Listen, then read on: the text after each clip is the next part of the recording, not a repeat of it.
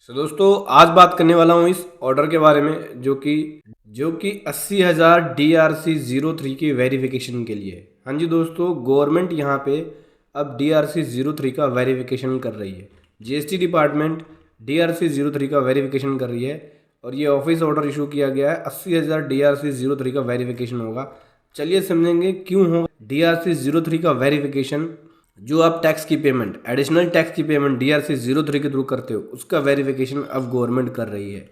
उससे पहले बताना चाहूँगा, जो भी भाई बंधु मेरे चैनल पे पहली बार है, इस वीडियो को पहली बार देख, जिन्होंने अभी तक सब्सक्राइब नहीं किया सब्सक्राइब कर लीजिए, साथ ही साथ बेल आइकन पे भी क्लिक कर लीजिए ताकि इस तरह का कंटेंट आपको मिलता रहे। तो दोस्तों यहाँ पे ये जो ऑर्डर इशू किया गया है वो CGST and central excise zone Jaipur zone से इशू किया गया है और यहाँ पे GST डिपार्टमेंट 80,000 DRC-03 का वेरिफिकेशन कर रही है, जिसकी पेमेंट DRC-03 के थ्रू की गई है। क्योंकि जैसे कि आप सभी जानते हैं 73 के अंदर जो टाइम लिमिट है उसके अकॉर्डिंग 18-19 की जो टाइम है वो जल्दी ख़त्म हो जाएगी, जो लिमिट है 18-19 की।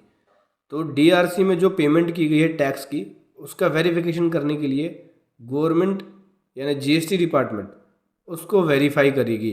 क्योंकि DRC-03 का यूज़ करके जो पेमेंट की गई है इन फॉलोइंग केसेस में की गई है, जैसे कि इन्वेस्टिगेशन अगर कोई हुई है या प्रोसीडिंग हुई है DGII के द्वारा, उस केसेस में पेमेंट की गई है। कोई SCN इशू किया गया है 73 सबसेक्शन 8, 74 सबसेक्शन 8 के अंदर, उसके द्वारा किया गया है।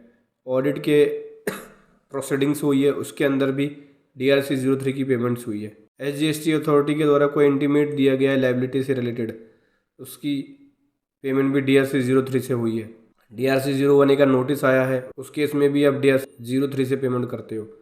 टैक्स पेयर जब एनुअल रिटर्न फर्निश करता है, उसमें कोई लाइबिलिटी बनती है, GSTR 9 या 9C फर्निश करता है, तो उसके वजह से भी DRC-03 की पेमेंट होती है।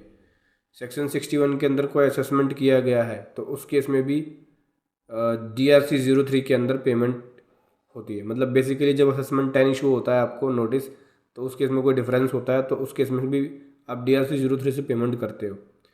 कोई 2A 3B का डिफरेंस है, उस केसेस में भी आप DRC-03 से पेमेंट करते हो। R1 3B का डिफरेंस है तो उस केसेस में भी आप DRC-03 से पेमेंट करते हो।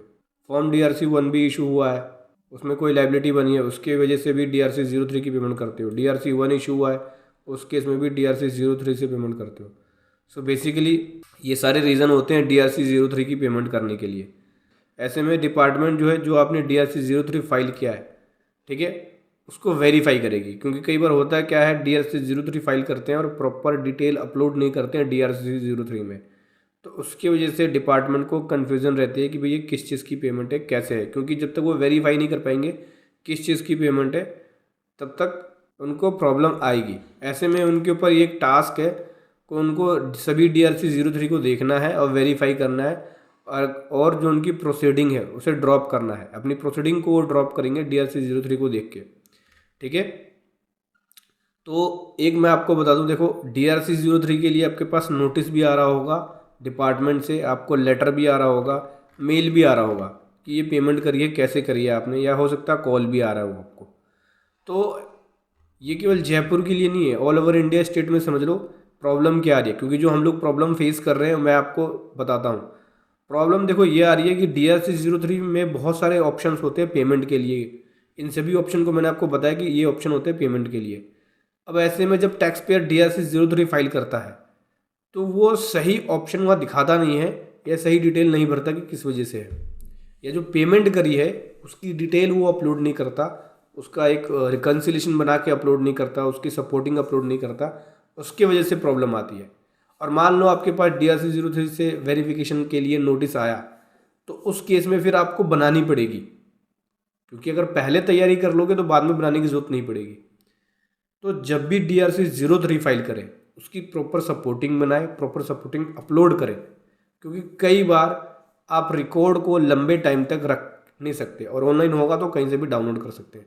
मान लो 17-18 में आपने DRC पे किया, 5 साल का रिकॉर्ड आपके पास है ही नहीं, जो पे किया था उसकी सपोर्टिंग है ही नहीं। अगर ऑनलाइन अपलोड कर दिया होता तो वहाँ से आप देख सकते थे।